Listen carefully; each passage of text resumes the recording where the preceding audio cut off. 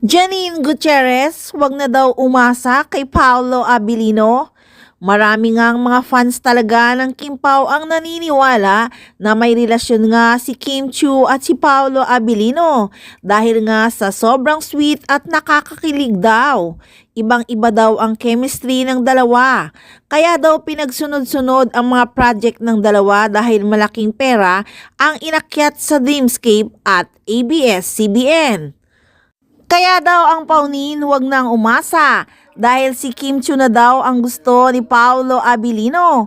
Wala naman daw ka-chemistry ang Paunin. Kim Pao lang daw ang malakas. Eh di wow, saksak nyo sa baga nyo si Paolo Abilino. Lakas ng chemistry. San banda ang chemistry? Diyos ko day, ano na kayang nangyayari sa mga mata ng Kim Pao fans? Ang dapat sabihin sa inyo, huwag kayong mangarap o kaya gumising kayo. Grabing panaginip nyo, di pa kayo nagigising, baka bangungot na yan, ha ha ha.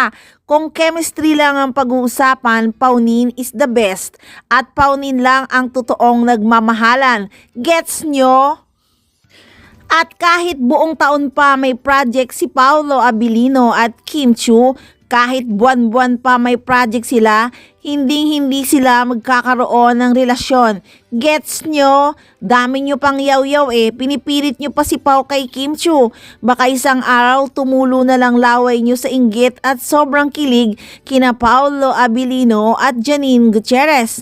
Tingnan natin pagkatapos ng What's Wrong with Secretary Kim kung kikiligin pa kayong mga ewan. Si Nini nga talagang kalmadong-kalmado lang sa pakilig-kilig ng Kim Pao.